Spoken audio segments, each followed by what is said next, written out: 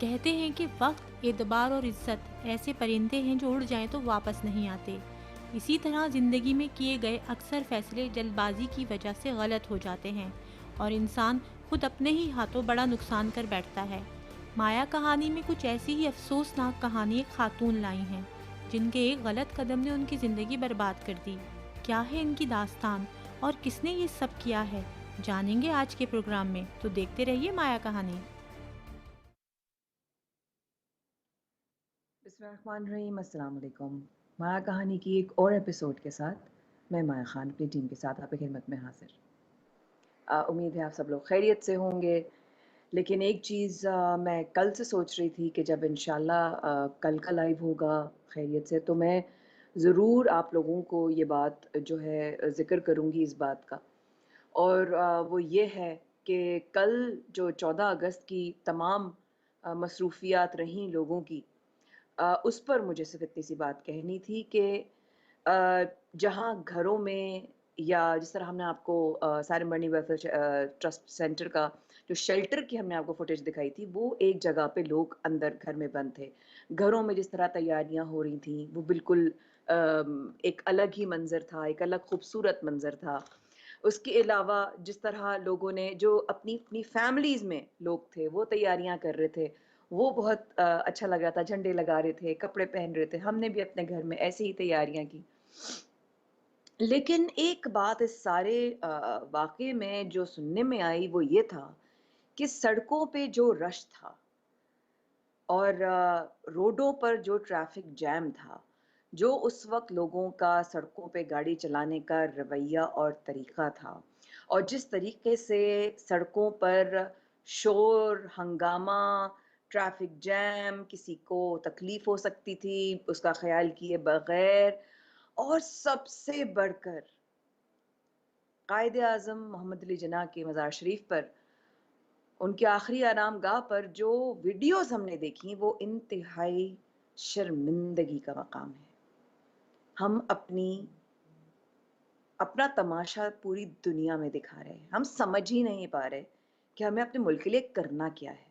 यहाँ तक कि लोगों ने इस तरह की चीज़ें भी लिखी कि पाकिस्तान आज़ाद हुआ था, हमें आज़ादी मिली थी। ये कौन-सी बेहूदगी है जो सड़कों पर नज़र आ रही है या कायद की आखिरी आरामगाह पर नज़र आ रही है, जिसका इंतहाई अफ़सोस हुआ मुझे देखकर। और ये मेरी पर्सनल अपनी मेरा फ़ीडबैक है, मेरी अपनी पर्सनल ऑब्ज़र्वेशन है, वीडियोज़ देखने के बाद, तस्वीरें देखने के बाद, और अ, वर्ड ऑफ माउथ से लोगों से फर्स्ट हैंड इन्फो मुझे मिली। काफ़ी लोगों ने मुझे कहा कि हम 1 घंटे से सड़कों पे फँसे हुए हैं बिकॉज़ ट्रैफिक जैम है, और इंतहाई अफ़सोस हुआ। ख़ैर, आपको आज की कहानी की तरफ लेके चलते हैं। मैं सबसे पहले तो शुक्रगुज़ार होंगी, आज जो हमारे साथ मौजूद हैं आलिया सारिम, सारिम आलिया भाभी मौजूद हैं। आज जो ख़ातून आई हैं हमारे साथ, इनके हवाले से आपने पैकेज भी सुना। मैं उससे पहले कि भाभी की तरफ चलूँ, हमें जो पता चला है वो ये है कि लड़की ने वालिदैन की मर्ज़ी के ख़िलाफ़ जाकर अपनी पसंद की शादी की और उसके बाद रेंट के मकान में रहने लगी। प्रेग्नेंट हुई तो हस्बैंड ने कहा कि मुझे बच्चा नहीं चाहिए, घर का रेंट नहीं पे किया जा रहा था, तो लड़की को उसके माँ-बाप के घर भेज दिया। लड़की के वालिदैन भी घर में नहीं रखना चाहते और इस वक़्त वो सारंग बरनी शेल्टर होम में पनाह लिए हुए है। अस्सलाम वालेकुम भाभी, मेरी आवाज़ आ रही वालेकुम है आपको? अस्सलाम। बिल्कुल, अल्लाह आपको जल्द सेहतयाब करे और आप वापस अपनी सीट पे यहाँ पे आके बैठिए, हम आपको मिस कर रहे हैं। भाभी, थैंक यू सो मच। आपकी दुआएँ और सबकी दुआएँ मेरे साथ हैं। अल्लाह ताला सलामत रखे। बस इंशाअल्लाह बहुत जल्द जैसे ही डॉक्टर मुझे गो अहेड देता है, तो मैं वापस आ जाऊँगी सेट पे। भाभी, क्या कहानी है इस बच्ची की? ये क्या मतलब इसकी उम्र क्या है? मुझे इसकी उम्र नहीं पता, लेकिन क्या कहानी है इनकी? वही कहानी है माया, जो एक हमारी सोच है कि सोसाइटी में बच्चियाँ किस तरह से गलती कर लेती हैं और फिर जब गलती की सज़ा का वक्त आता है तो औरत को सज़ा ज़्यादा मिलती है, लड़की को सज़ा ज़्यादा मिलती है। शौहर इनके गलती में ज़ाहिर है, दोनों लड़का लड़की जब पसंद की शादी थी शामिल थे, लेकिन वो आज भी माँ बाप के पास हैं और ये माँ बनने वाली है, और ये ना माँ के पास है ना बाप के पास है, और जो अपनी औलाद है वो भी कहाँ है, एक शेल्टर होम में। मैं बेशक माँ हूँ, माँ की तरह रख रही हूँ, क्या ही अच्छा होता या तो सास माँ का रोल अदा कर लेती या अपनी माँ माँ का हाँ रोल अदा कर लेती। बिल्कुल बिल्कुल सही कह रही हैं, अनबिलीवेबल सिचुएशन है। क्या उम्र क्या बताई भाभी आपने इनकी? आवाज़ थोड़ी सी ये आगे पीछे हो गई थी। 20 साल की बच्ची हैं तकरीबन। और जो इनका जी। शुरू हुआ सारा सिलसिला वो स्कूल में ही शुरू हुआ था इनका। और वो और ये साथ स्कूल में भी पढ़ते थे और एक ही मोहल्ले में भी रहते थे। तो कहानी मोहब्बत वहाँ से शुरू हुई, मोहल्लों की मोहब्बतें, स्कूल की मोहब्बतें। और माँ बाप ने क्योंकि उसको समझाया भी था, वो लड़का किसी शॉप पर बैठता था, ये पंक्चर अच्छा, शॉप पे बैठता था। तो वही अच्छा। रोज़ के चाहे वो 500 कमा लिए या 1000 कमा लिए, एक हवाई रोज़ी थी करेक्ट। उसकी। तो हवाई रोज़ी थी, हाँ, बिल्कुल। हवाई रोज़ी थी, फिर तालीम नहीं थी, और फिर ये जो लड़का था इसकी वालदा की दूसरी शादी भी हो गई थी, तो इसकी परवरिश नानी ने की थी। अल्लाह नानियों को अच्छा, हाँ, अल्लाह नानियों को सलामत रखे।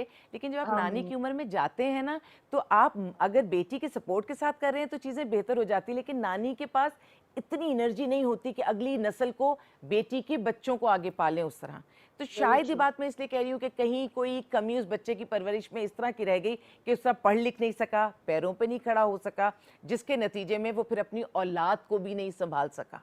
वो औलाद जो अभी दुनिया में नहीं आई है। हमारे यहाँ लिव इन रिलेशनशिप्स भी अब चल रहे हैं, ये टर्मिनोलॉजी नई है, लेकिन तौबा मुझे अस्तग़फ़िर, मुझे पता चली तो बहुत दुख की बात है। लेकिन तौबा ये अस्तग़फ़िर। एक सोच भी है, मैं समझती हूँ, और मैं ये कहना चाहती हूँ कि औरत नुकसान में रहती है। उसकी कोख में जब औलाद पलती है तो वो चाहे लिव इन रिलेशनशिप में आ जाए तो ये हो, तब भी उसको वेस्टर्न वर्ल्ड में अगर मैं देखूं तो क्या है, सिंगल पेरेंट माँ ही तो भाभी पालती है। लिव इन रिलेशनशिप तो हमारे लिए तो मतलब हमारे लिए तो हराम है ना। हम हमारे बिल्कुल, ये सही मज़हबी लफ्ज है। और हमारा कल्चर हमारे लिए तो हराम है। हम तो बिल्कुल ठीक। मतलब अंदाज़ा नहीं लगा सकते कि जब लोग सर आप कह रही हैं वाक़ई में लोग बड़े नॉर्मली लिख रहे हैं लिव इन रिलेशनशिप। यार आपका ताल्लुक किस मज़हब से है? आपका ताल्लुक किस कल्चर से है? क्या हो गया आपको? आप इतने नॉर्मली कैसे यूज़ कर सकते हैं वर्ड लिव इन रिलेशनशिप? और माया, जो जिनको मैं मज़हब से भी आज़ाद कर दूँ, उन ममालिक की बात करूँ, उसके बाद भी वहाँ मैं औरतों को तकलीफ़ में देख रही हूँ, उन्हीं का नुकसान हो रहा है। जब ऐसा कोई वाक़या जी होता हाँ। है तो मर्द निकल जाता है उस जगह से। अल्हम्दुलिल्लाह कि हम तो बहुत खुशनसीब, ब्लेस्ड हैं कि हमारी इस बच्ची ने भी निकाह किया। बेशक पसंद का निकाह किया, लेकिन इसने निकाह किया। इसके पास जो औलाद है वो एक जायज़ औलाद है। और अब जितनी भी ज़िम्मेदारी हो रही है, अल्लाह डाल रहा है या हम माशरा डाल रहे हैं, कानून डाल रहा है, मज़हब डाल रहा है, वो उस मर्द पर, उसके शौहर पर डाल रहा है जिसने इसकी ज़िम्मेदारी को नहीं उठाया। बहुत एक अच्छी बात मैंने सुनी, मुझे पसंद आई कि शादी करना भी इतनी ज़रूरी नहीं है, ना औलाद पैदा करना इतना ज़रूरी है। लेकिन जब औलाद इस दुनिया में आ रही हो या इस दुनिया में आ जाए तो उसकी परवरिश सबसे ज़्यादा ज़रूरी है। ये फ़र्ज़ है सारे वालिदैन पर, इसका हिसाब किताब अल्लाह लेगा। हम कैसे सारी चीज़ों को तो एंजॉय करते हैं और जो सबसे बड़ी ज़िम्मेदारी है उसी को नज़रअंदाज करते हैं। बिल्कुल सही कह रही हैं आप। इसमें मुझे तो समझ नहीं आ रहा और एकदम से मुझे अब एक और भी बात साथ-साथ याद आ गई कि यार हम अपनों को खोते जा रहे हैं। हम कितने लोगों को अपनी पहचान खोते जा रहे हैं। हम 14 अगस्त मना रहे हैं, कल जो तमाशे हुए हैं और इसके साथ-साथ मैं एक ऐलान करना चाह रही थी दुआओं की दरख्वास्त के लिए कि वाजिद खान जो हो हम सबके बड़े प्यारे, हमारा बड़ा प्यारा भाई है, उसने इसी दौरान जब मुझे कोविड हुआ तो उसी दौरान उनके वालिद का भी इंतकाल हुआ जो कि मेरी इत्ला में नहीं था। और अभी मुझे पता चला कि उनके अब्बा का इंतकाल हो गया। इसके लिए बहुत सारी ताज़ियत और दुआएँ उनके लिए, उनकी फ़ैमिली के लिए। अल्लाह पाक वाजिद आपके अब्बू को, हमारे अब्बू बल्कि मैं कहूँगी कि उनको जो है उनके दर्जात बुलंद फ़रमाएँ और अल्लाह पाक उनके लिए ढेरों-ढेरों आसानियाँ हों। और बहुत अचानक-अचानक गए और शायद नेक लोगों की यही पहचान है कि किसी के ऊपर पड़े नहीं, उस वक़्त थोड़ी-सी तबीयत ख़राब हुई और हाथ पकड़े-पकड़े और वो उन्होंने आखिरी साँस ली। लेकिन भाभी हम क्या अपने लिए मतलब देखिए, एक तरफ ये एक औलाद जो हाथ पकड़ी हुई थी, एक तरफ बाजू पकड़ा हुआ था, एक तरफ किसी ने हाथ पकड़ा हुआ था, ये औलाद है। वो लड़का जिसकी माँ ने अपनी दूसरी शादी कर ली और वो नानी के पास चला गया रहने के लिए और नानी ने उसकी परवरिश की। द पॉइंट इज़ कि जिसको खुद नहीं मिला माँ-बाप की तरफ से, शायद उसके अंदर वो फीलिंग ही नहीं है कि यार मैं बाप हूँ या मेरी औलाद पैदा होने वाली है। एक चीज़ हम कहते हैं ना माया, नसीहतें किसी को नहीं चाहिए। हम जो लोगों को, अपने आसपास के बच्चों को और नस्ल को जो दिखाते हैं और जो कर कर दिखाते हैं, ये वही सीखेंगे और ये वही करेंगे। दो तरह की नस्लें परवान चढ़ती हैं। एक वो कि अगर अपने माँ बाप में कोई कमी देखते हैं तो अपनी औलाद में कमी नहीं आने देते, और दूसरे वो होते हैं कि जो वो देखते हैं उससे ज़्यादा बदतर असर करते हैं। बस उसमें मैं यही समझ मतलब सक बदतर असर करते हैं। देखिए, इसकी नानी को अगर मैं समझूं तो उन्होंने लेके पाला, और दूसरी तरफ जब ये अभी अपनी स्टोरी आपको शेयर करेगी तो आपको अंदाजा होगा ये लड़का अकेले नहीं कसूरवार है। इस लड़के को सपोर्ट करने में एक अनमैरिड नन भी थी और ये नानी भी थी कि उन्होंने इस बच्ची को नहीं सपोर्ट किया, उन्होंने अपने ही पूत को समेट लिया, अपने ही बेटे को समेट लिया, और ये नहीं सोचा कि इस बेटे की जो अगली नस्ल है, मालूम नहीं कि बेटी है या बेटा है, वो भी इनकी जिम्मेदारी है। हम तो समझते हैं वो कि असल से वो जो सूद होता है कि हम कहते हैं जो अगली नस्ल होती है वो हमें ज्यादा प्यारी होती है। हाँ, ये किस किस्म के लोग हैं, ये किस किस्म की सोच है।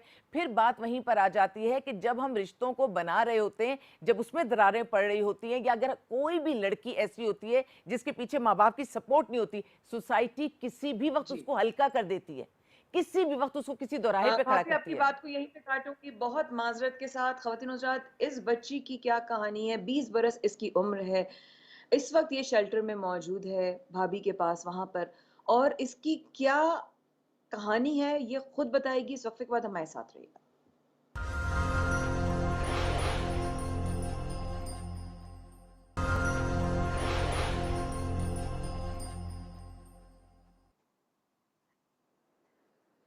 एक बार फिर हमारे साथ आने का बेहद शुक्रिया। थोड़ा सा मुझे टीम पहले से बताया कीजिए कि आप लोग ऑन एयर आ रहे हैं। आपने सिर्फ 3 सेकंड्स का मुझे टाइमर दिया। Thank you so much. Maya कहानी में आज जिस बच्ची की बात हो रही है वो इस वक्त मौजूद है हमारे सेट पर, और वहाँ पर जो है आलिया भाभी भी उसके साथ बैठी हुई हैं। वो बता रही हैं कि उसके साथ क्या हुआ क्या नहीं हुआ, ये खुद अपनी कहानी बताएगी। तो मैं चाहूँगी कि ये बच्ची जिसका फ़र्ज़ी नाम समीना रखा है, नहीं चाहती अपनी आइडेंटिटी बताना, जो कि उसका हक़ है। तो हम चाहते हैं कि बच्चे आप बताओ कैसे दोस्ती हुई, कैसे जो है, ताकि क्योंकि भाभी को तो पता है लेकिन हमें भी मालूम होना चाहिए कि कौन-सी चीज़ों को सुनने के बाद हम क्या सबक उससे ले सकते हैं। जी। मेरा नाम समीना है, और मेरा नाम समीना है। 15 साल की उम्र में मोहब्बत हुई थी। स्कूल साथ पढ़ते थे, स्कूल लाइफ से पसंद करने लग गए थे। माँ बाप ने तो बहुत समझाया कि पसंद की शादी मत करो, लेकिन माँ बाप की नहीं मानी। माँ बाप की नहीं मानी। इसका सिला तो मिल ही चुका है, लेकिन उसकी साथ रहती थी 1 साल, तो उनकी नन मेरे साथ बहुत गंदा सलूक करती थी। मार पीट, गला दबाना, जंजीर उस रस्सियों से बांध देना, बगैर इजाज़त के कहीं जा नहीं सकते। शौहर से इजाज़त लेने के बजाय नन से इजाज़त लेनी पड़ती है। खाना नन के बिना खा नहीं सकते। इस तरह के सलूक करती थी। सास की तो वहाँ चलती ही नहीं थी, ज़्यादातर तो नन की चलती थी। और फिर शौहर से भी पिटवाया जाता था। और फिर किराए के घर में मेरे को लेकर चले गए। वहाँ पर भी मैंने मेहनत की, बंगले में काम किया सिर्फ शौहर का साथ देने के लिए। फिर उसके बाद मुझे मना कर दिया गया, इस हालत में काम नहीं करते। तो फिर मैंने नग वग लगाए। फिर 8वां मुझे कुछ था, तो 8वें महीने ने मेरे शौहर ने मुझे छोड़ दिया। और उसके बाद सास वगैरह ने मुझे कहा हाँ तलाक हो गई। सादा सर तो सास वगैरह ने मेरे हस्बैंड का साथ दिया है। या अल्लाह। ये किराए के घर में मौजूद थी माया, और शौहर अपने घर से उस घर में इसलिए लेके गया कि वहाँ हम एक बेहतर ज़िंदगी गुजारेंगे। लेकिन वो बेहतर ज़िंदगी नहीं थी, वो जहन में जो भी उसके चल रहा था। और जिस वक्त, जी बेटा बोलो। मेरे माँ बाप ने मुझे 2 लाख भी दिए, सोने की चेन भी दी, मैंने मांगी पर वो वापस नहीं दी। वो कहा कि अमानत के तौर पे रखी हुई, अभी तक वो वापस नहीं दी। और मेरे माँ बाप को नहीं, वलीमे में भी नहीं बुलाया, मुझे ये कहा हाँ कार्ड दे दिया। समय बच्चा, मुझे एक बात बताइए, आपने आपकी उससे दोस्ती किन बुनियादों पे हुई? किसके जरिए हुई? डायरेक्टली दोस्ती हुई? नहीं, आपकी दोस्ती कैसे हुई इससे? स्कूल साथ पढ़ते थे। वहाँ पर कहा था कि मैं तुम्हें पसंद करता हूँ। तो ये कहा था कि बहुत वादे किए थे, कभी नहीं छोड़ूंगा, साथ रखूंगा, इस तरह के वादे किए। मैं उनकी बातों में आ गई। लेकिन ये पसंद की शादी में कुछ नहीं रखा हुआ। माँ बाप की पसंद की करो तो उसी में खुशी है। एक उसका जुमला क्या? ना मैं पूछती रही माया, ये जुमला रिपीट कर दूं कि मैं भी पूछती रही तुम्हें क्या क्या चीज़ अच्छी लगी। इसने कहा उसने वादा किया था मैं तुम्हें कभी नहीं छोड़ूंगा। जाने कितनी बच्चियों से ये वादे इसी मुल्क में होते हैं, दुनिया भर में होते हैं, हमारे यहाँ भी होते हैं, और कभी नहीं छोड़ूंगा और ऐसे छोड़ूंगा 8th मंथ में डिवोर्स देकर, ऐसे छोड़ूंगा, कहूँगा कि बच्चे को भी यतीम खाने में ले जाओ, खुद भी वहीं चली जाओ, ऐसे छोड़ा जाता है? मैं तो कहती हूँ निकाह, खुला, तलाक, हर चीज़ अल्लाह ने एक निज़ाम बनाया है, लेकिन ऐसे, इस तरह से, ऐसे ऐसी जगहों पर, ये शादी है या कोई कॉन्ट्रैक्ट है या कोई खेल है, क्या है ये? भाभी बहुत इन रिश्तों को बहुत हल्का लेना शुरू कर दिया है हमने हमने इसको ये समझना शुरू कर दिया है कि कुछ भी नहीं है, अपनी मर्जी से आए तो शादी कर ली, अपनी मर्जी से आए छोड़ दिया तो क्या हुआ। ये जो तो क्या हुआ जैसा एक टर्म है ना हमारे यहाँ, तो हो गया तो क्या हुआ। जो एक बच्ची अपनी जान से अगर मैं नूर मुकद्दम की बात करूं तो वो अपनी जान से चली गई, उसका सर धड़ से अलग हो गया और उनके माँ-बाप पर जो है ना उनके कान पर जूं नहीं रेंगी और उस वक़्त उन्होंने उस मामले को सीरियसली नहीं लिया कि हाँ, बच्चा हमारा थोड़ा ज़हनी पागल है, तो क्या हुआ? एक बच्ची जान से चली गई, माँ-बाप ने अपनी औलाद खो दी, ये ऐस ज़िंदा बच गई है। बहुत सारी बच्चियाँ अपनी जान से चली जाती हैं, ये ज़िंदा बच गई। अब बच्चे तो में दोस्ती लगी, उसने कहा मैं कभी नहीं छोड़ूँगा, चलो शादी हो गई। शादी जब हुई तो घर वाले तुम्हारे शामिल थे, समीना? सिर्फ निकाह में थे बस, उसके अलावा नहीं मिलने दिया था सास-ससुर ने। बेटा ये भी घर बताओ, वालों ने हाँ, मैं ज़रा सा मैं चाहती हूँ ये भी बताएं कि जी, जी। जज्बाती होके ये लड़के के साथ उसके घर चली गई थी, जी, ये बहुत बड़ी शाबाश। गलती है। बोलो बेटा। मेरे हस्बैंड ने मुझसे यही कहा कि नानी के घर चलते हैं जहाँ पले हैं, वहाँ पर लेकर चले गए। वहाँ पर उन्होंने कहा कि निकाह कर लेते हैं, तो मोहल्ले में फिर मेरे घर वाले वहाँ पर गए, तो फिर मेरा निकाह मेरे घर पर हुआ है। फिर वहाँ से मुझे ये सिर्फ ये कहा गया कि निकाह कर दो, इसके बाद हमारी जिम्मेदारी है, कोई दुख नहीं होगा, कोई कुछ नहीं होगा इसको। तो उसके बाद लेकर ये चली किसने गई। कहा? इनकी कहा नानी, किसने ये हमारी ज़िम्मेदारी? सास ने कहा था। अच्छा, सास ने कहा था। अच्छा, अच्छा, अच्छा, सास ने कहा था कि हमारी ज़िम्मेदारी है। हालाँकि सास खुद साथ नहीं रहती थी। नानी ने पाला साथ लेती थी। अच्छा, नानी नानी साथ ने रहती, नानी नानी साथ रहती थी, सास अलग रहती थी जी, अपने शौहर के साथ, राइट, अपने उन बच्चों के साथ। राइट। अब मुझे बात बता, जो तुम उस घर में चली गईं शादी होकर, तुम्हें क्या सबसे पहला झटका क्या लगा? झटका तो यही लगा, 3 महीने तक तो बिल्कुल सही रहे, कैसे कि कितना खुश अच्छा, रखने वाले। फिर उसके बाद से जो सुलूक हुआ है, वो तो बहुत ही गलत हुआ है। मार-पीट, खाना पूछ के खाना, कमरे में 11 बजे के बाद निकलना नहीं, मियाँ से बगैर पूछे बात नहीं करना, फ़ोन अलाउ नहीं है, अम्मी-अब्बू से बात करने नहीं देते थे, कुछ भी करने नहीं देते थे।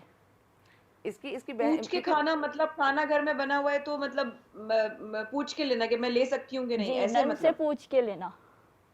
अब बहन का घर सामने था माया, तो अगर ये जैसे वो सहन धोते थे और ये खड़ी होती थी तो इसके साथ खड़ी हो जाती साथ थी वो, खड़े होते कि थे। बहन देख ना ले, बहन से बात ना कर ले। तो मैं ये बात इसलिए बार बार कह रही हूँ कि जो भी लड़के वाले लड़की का ताल्लुक उसके घर वालों से ख़त्म करवाते हैं, माँ बाप बहन भाइयों से ख़त्म करवाते हैं, तो उस लड़की को समझ जाना चाहिए कि ये एक गलत बात है। आप बिल्कुल ये शौहर के घर में बहुत रहें। बड़ी बात है। मैं कह रही हूँ गौर से सुनिए, जो भाभी ने कहा ये बहुत बड़ा साइन है। ये बहुत बड़ी आपके लिए एक सिग्नल है। ये बहुत बड़ा आपके लिए अल्लाह की तरफ से इशारा है। भाभी रिपीट कीजिएगा ये बात। वो लोग, वो दूल्हा वाले या वो मर्द हजरात जो लड़की को उसके घर वालों से मिलने से रोकते हैं, माँ बाप और बहन भाइयों से मिलने से रोकते हैं, तो उनके जहन में कोई प्लानिंग ज़रूर चल रही होती है, कोई नेगेटिविटी ज़रूर होती है।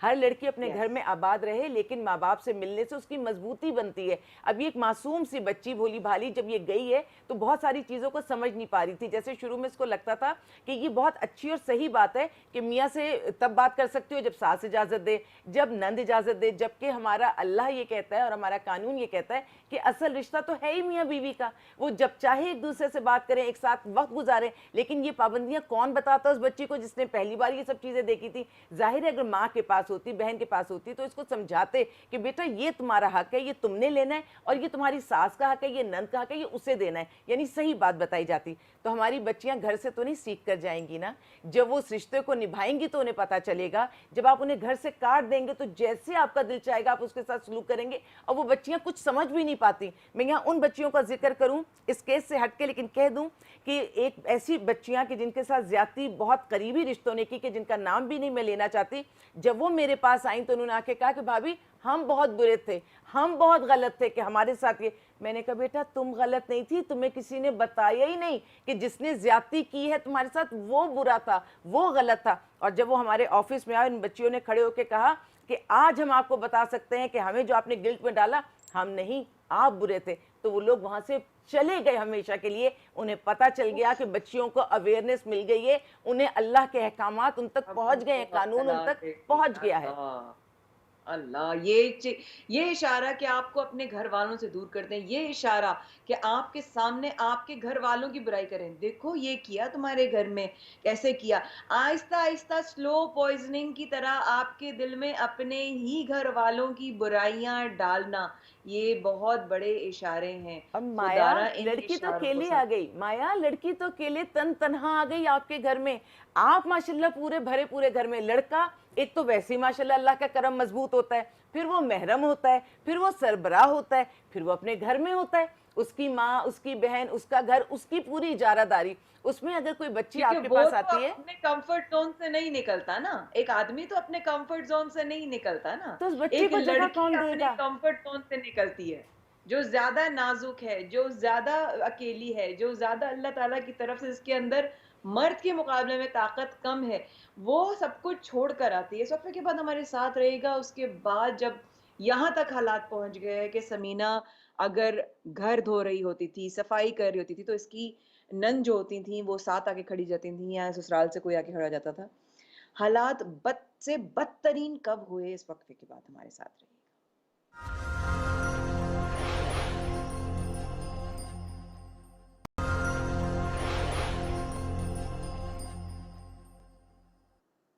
हमारा कहानी में एक बार फिर हमारे साथ रहने का बेहद शुक्रिया। बराह रास्त आप हमें देख रहे हैं इस वक्त कराची से, न्यूज़ वन के स्टूडियो से। और मैं क्योंकि अल्हम्दुलिल्लाह बस तकरीबन मेरी क्वारंटीन डेज़ इंशाल्लाह ख़त्म हो जाएंगे और आप लोगों की दुआएं रहीं साथ, तो इंशाल्लाह रिपोर्ट्स भी क्लियर आएंगी इंशाल्लाह अज़ीज़। बस उन्हीं का इंतज़ार है कि उसके बाद फिर मैं इंशाल्लाह आप लोगों के साथ फ्लोर से होंगी। और हमारे साथ स्टूडियो में मौजूद हैं आलिया भाभी और समीना हमारे साथ। समीना की कहानी आप लोग देख रहे हैं, समीना से सुन रहे हैं। समीना ने बताया कि पसंद की शादी की, माँ बाप पसंद नहीं करते थे। माँ बाप का नापसंदीदगी में बहुत सारी चीज़ें हो सकती हैं जो भाभी ने भी इस वक्त बताई कि उसकी हवाई रोज़ी थी, या ज़ाहिर है वो समझ रहे होंगे उम्र बहुत छोटी है, या अपनी तरफ से जो भी उन्होंने वजूहात समझी होंगी, ज़रूर दी होंगी, लेकिन वो बहरहाल समीना के इस शादी करने पर रज़ामंद नहीं थे। शादी निकाह जब हो गया, क्योंकि समीना चली गई थी उन लड़के के घर पर, और घर वालों ने कहा कि अब निकाह कर लेना चाहिए। अब जब निकाह हो गया तो उन्होंने कहा कि जी अब तुम्हें फ़िक्र करने की ज़रूरत नहीं है। बकौल समीना के शुरू के 3 महीने बहुत अच्छा सलूक रहा और उसके बाद बिल्कुल पलटा खा गया। समीना, बद से बदतरीन हालात कब होना शुरू हुए बच्चे, ये बताओ? 3 महीने के बाद यही चालू हो चुका।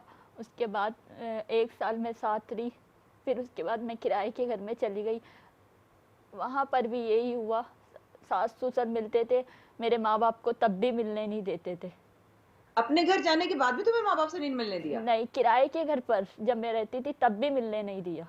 वो भी बेटे फ़ोन करके बता देगा कि भाई आए थे या बहनें आई थी मिलने के लिए, ये सब वो बता चुके होते थे। तो इसी वजह से वहाँ पर भी ये मिलने नहीं आपके दी। शौहर, मतलब ये शौहर ये काम कर रहे थे, रिपोर्टिंग का काम कर रहे होते थे, वो जी, जो औरतों जी, के काम होते हैं जी। भाभी, मतलब ये वाला काम कर रहा था? मतलब वो किस तरह का लड़का था भाई? बहुत सारे घर इन सारी चीज़ों की वजह से ख़राब इसीलिए होते हैं कि रिश्ता मियाँ बीवी के बीच में होता है, लेकिन ये जो बीच के तीसरे, चौथे, पांचवें लोग जो बीच में शामिल हो जाते हैं, हर रिश्ते की अपनी अहमियत है, हर रिश्ता अपनी जगह पर है, लेकिन मियाँ की बीवी के बीच में जो भी दरार डालता है उसको शैतान कहा जाता है, चाहे वो कोई भी हो।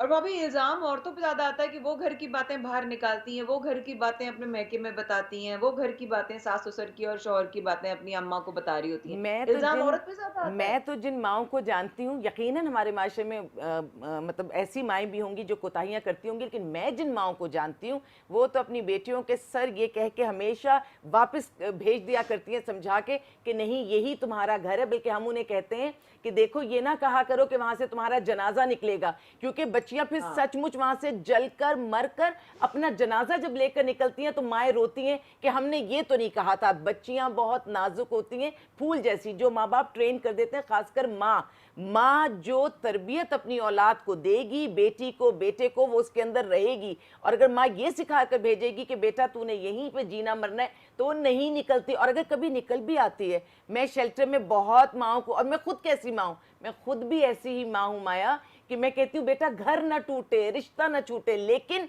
जब तुम्हारी जिंदगी को खतरा है, तुम्हारी इज्जत को खतरा है, फिर तुम वहां नहीं रह सकती। तो मैं तो उन माओं को जानती हूँ।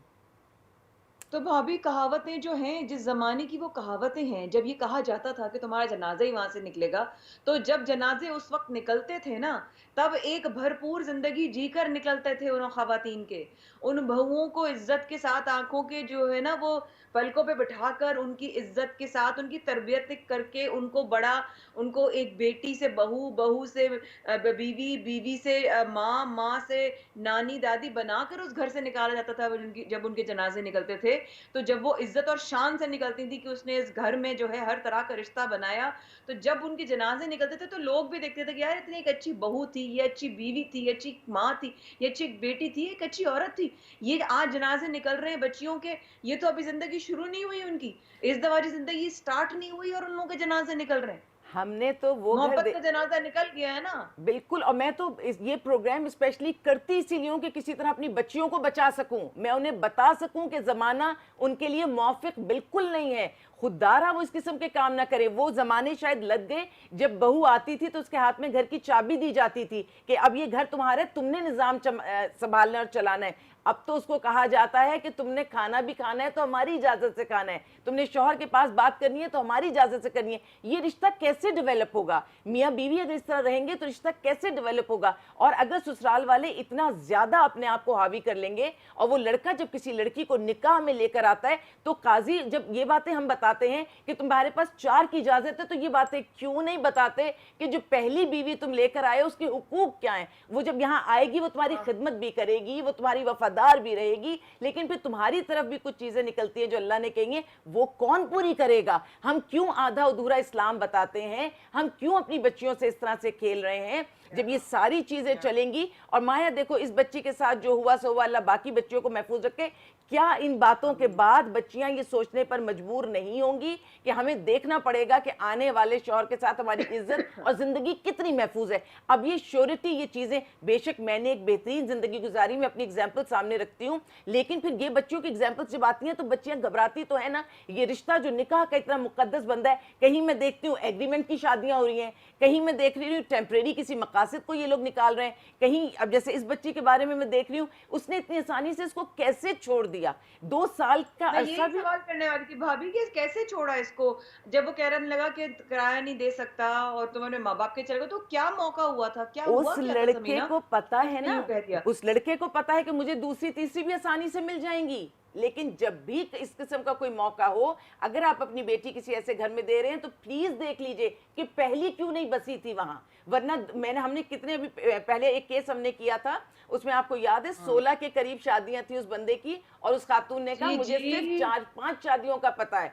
16 शादियों के बाद, जी। और उसके बाद यहाँ पे जब हक्का बक्का हुई उसको मालूम हुआ, तो मैं यही सोचती रह गई कि जिसके इतने बच्चे पैदा कर लिए वो इतना बड़ा एक्टर है कि बीवी को आज मालूम ही नहीं है। और जो लोग बार बार की शादियों को प्रमोट करते हैं वो ये क्यों नहीं प्रमोट करते कि हर शादी में आपकी जिम्मेदारी कितनी बढ़ जाएगी, इंसाफ कितना मुश्किल होगा, जितने बच्चों की आप पैदाइश करेंगे सबकी परवरिश आपकी जिम्मेदारी है। आप इन सब चीजों को नहीं बताते, फिर उसमें कुछ औरतें भी खेलती हैं। जब औरतों को लगता है कि मर्दों को अपनी तरफ लाना आसान है, तो हर वो सही मर्द बात है। जो अपनी बीवी की बुराई जाके चाहे वो अपने घर वालों से करे या अपनी सामने मोहल्ले वालियों से करे, क्योंकि ये सब हो रहा है हमारे माशरे में, या मोबाइल फोन पे किसी से जाके वो करेगा, फिर वही औरतें आपके घर में आएंगी और आपकी अपनी ही बीवियों को, आपके बच्चों को वहां से बेदखल करेंगी। निकाह इतना तो भाभी इसको खूबसूरत कब बंधन। निकाला है इसके घर से? कतरगला में माजूर से आखिरी 2 मिनट रह गए इसलिए पूछ रही हूँ। इसको कब निकाला है इसके घर से?